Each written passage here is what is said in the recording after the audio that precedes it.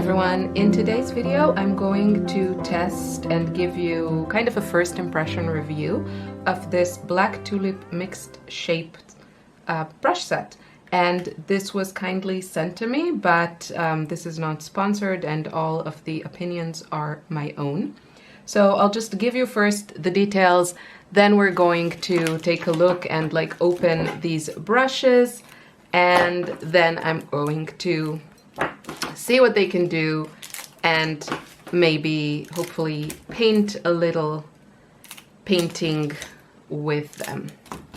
So these are faux squirrel synthetic brushes with a short handle. I wouldn't say it's like really short, so a good size.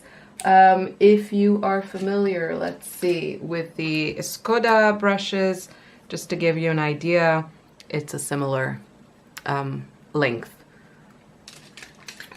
So we have around number 8 and number 10.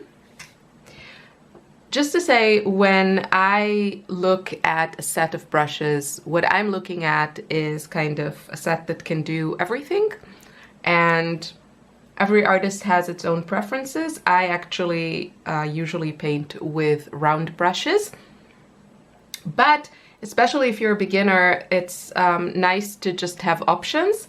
So I would say, you know, a set is a good choice if it gives you a lot of options, especially when you're just beginning and you're not sure where your preferences are. So flat, we have a number 8 and a 3/4 inch brush, which is a good size in my opinion. I actually have other versions of, you know, the same size and shape, and I do enjoy using them. So until now, I think it's a really good selection. We have a rigger, which has longer bristles than a regular round brush. And this one is a number 2. So this would be great for detail. Let's zoom in a little bit more. This would be great for detail, for brushwork, that kind of thing. Really nice. And then we have a cat tongue. That is, again, 3/4 of an inch. Now, I do have something similar, but I've never,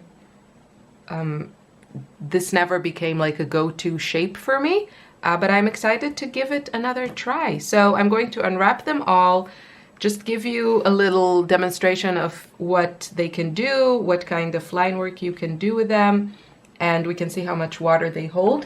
One important thing to do before you start painting is to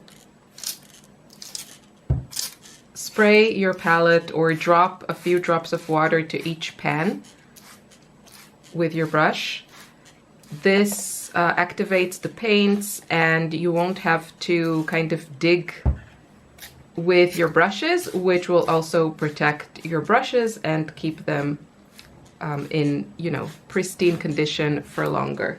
So make sure you do that anytime before you start painting. Spray your paints and then organize everything else. So once you're actually starting to paint, you have a very juicy palette. That is what you want. Okay, so I'm going to kind of fast forward this part and talk you through it. So I started by just cleaning the brushes and making sure they had no gum arabic. Usually brushes have a bit of gum arabic when they are new, so that the you know, bristles stay in place and you receive a pristine brush. And then I just starting to play with them, and this is what I want also to convey, that this is a first impressions video, and of course it will take me a lot of time and, you know, trial to decide how I really feel about these brushes or if they work for me. Now, overall I had a very good impression on using them. Again, I don't know how they will last in the test of time, but my first impressions were very, very positive. Basically, the bottom line, before we get kind of into the nitty-gritty details, is that I think it's a really great starter set. When you are starting out with watercolors, you want a good all-around set that will allow you to paint in a variety of sizes. The brushes aren't huge, so if you go over like size, I would say like A3 or something like this, you probably need a bigger brush. But for anything up to like a letter size or bigger than that, this is definitely good enough. And you have the smaller round brush and the smaller flat brush, and of course the rigger brush for details. So it's a good place to start. It will allow you to play and practice a lot of techniques and follow a lot of tutorials that artists have out there. And having round brushes and flat brushes do add to the versatility of this set. And a lot of techniques like, washes, variegated washes, all those things, many times they're performed using a flat brush. So you have that in that set, and it's definitely a very versatile set. So for that, kind of an all-rounder beginner startup set, I would say this is a great choice. And if I was starting out, I would definitely consider it. And if I was searching for like a present for someone who is starting with watercolors, this would also be a really nice set to start with. I think the problem, it's not a real problem, but the problem starts when you've already painted for several years and you've developed very specific preferences to the kind of brushes that you like to use. And that is where I am. So for me right now, I have my go-to brushes and my preferences are very specific. And so I hope that I will, kind of enjoy using these brushes, but it'll definitely require me to kind of put aside my go-to favorites and paint more with these. They are, as I said, like they seem great. It's a standard set, and that's kind of where it ends. I did have actually the most fun with the brush that I'm using right now on screen, which is the cat's tongue, the 3/4 inch. And this was very enjoyable. What I also enjoyed in all of these brushes is that they all come to a really fine point. Obviously with the flat brushes, it's not like a point like the other brushes, but you do have a very good variety of brush strokes, as you can see on screen. And the cat's tongue is particularly fun with its unique shape. So I guess for me that was the most kind of new and exciting brush, because while I do have one of these in my current stash of art supplies, I haven't used it a lot. So it was fun to play around with it, and I could definitely see it being very useful in painting florals, because it is very easy to paint with it leaf shapes or petal shapes. The rigger brush was also very enjoyable. I really like to add line work to my art, and yeah, I definitely enjoyed using it. Again, it's a small brush and it comes to a very fine point. As for the kind of softness and feel of these bristles, I would say they kind of remind me the way that the Escoda Versatile perform. They're not like super, super absorbent like some other faux squirrel brushes that I've tried. And for me, actually, currently, I don't mind that, because right now I actually don't use crazy, super juicy brushes. But if you do want a very, very, very wet brush, then this one is like somewhere in the middle. I feel it's a good place to be, because you still get a lot of control and a decent amount of water, but it's labeled as faux squirrel. I would say it holds less water than squirrel hair or other faux squirrel brushes that I've tried. But to me, it's not a disadvantage. It's just, I'm just stating a fact. So after trying the brushes, I decided to see what they can do in kind of a more regular way of painting for me. And, you know, it's of course it's nice to practice like different strokes with a brush, but I'm all about testing through painting and just using them how I would use other brushes.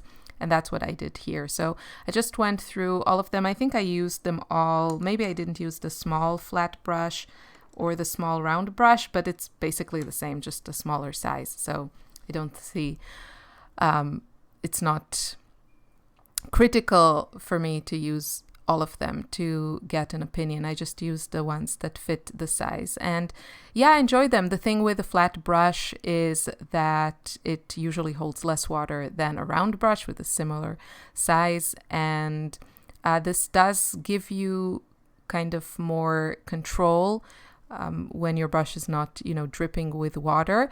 And the shape of the brush allows you to kind of get into smaller areas. So if you do paintings of, let's say, buildings or something like that, you might find having a flat brush very useful because it is easier to kind of create corners with it or, you know, color in walls or structures or that kind of thing. For me personally, I did started using flat brushes more during the summer, where I painted a lot of florals in my little sketchbook, and I created the background, or I painted in the background with a flat brush, again, because it can give you a very defined edge, and it's very easy to get with that corner, get into narrow spaces. So it is definitely a useful brush, but again, depends on your style. Now I add a lot of details with other materials, not with watercolor, so I don't necessarily need a super precise application of watercolor. Let's get into the cat's tongue. Again, this was for me the most fun to use because it was the most kind of unfamiliar brush to me, the one that I don't have very, very specific preferences and specific favorites, and I enjoyed using it. Oh, all of the brushes were great for splatters. I found the type of bristle is very splatter friendly. I didn't get, again, like huge blobs of water because these brushes don't hold like a ton of water. So yeah, the cat's tongue is really, really nice because, as you can see, I can get very fine details, but it also can be quite juicy and hold a nice amount of pigment and water. So this was fun. I do enjoy brushes that are versatile because that means I don't have to switch brushes so much as I'm painting, and it just gives me the freedom to have this organic process where I can add, you know, broader strokes of florals and then also go in with fine details for, you know, stems or just line work. So I really enjoyed the feature of that particular brush, and I'm pretty sure that will be the one that I will be reaching for the most from this set because it was just fun to play around with it. Now moving to the round brush. So I've been painting predominantly with round brushes for a very long time, and I would say the number 10 is a great size, and also the number 8 that comes in this set, really great size. Probably a little bit too small for the size that I'm working on in this video, so at least for the florals. As you can see, it does a beautiful job for leaves. And for that, it was great. But for like my main object, it was probably a little bit too small. So I would say it's a good size to use up until like letter size a bit bigger than that, like maybe 30 on 40 centimeters. But anything bigger, I would need a larger brush. And even the cat's tongue and the large flat brush, they're kind of, I feel like I need something a little bit bigger than that. So take that under consideration.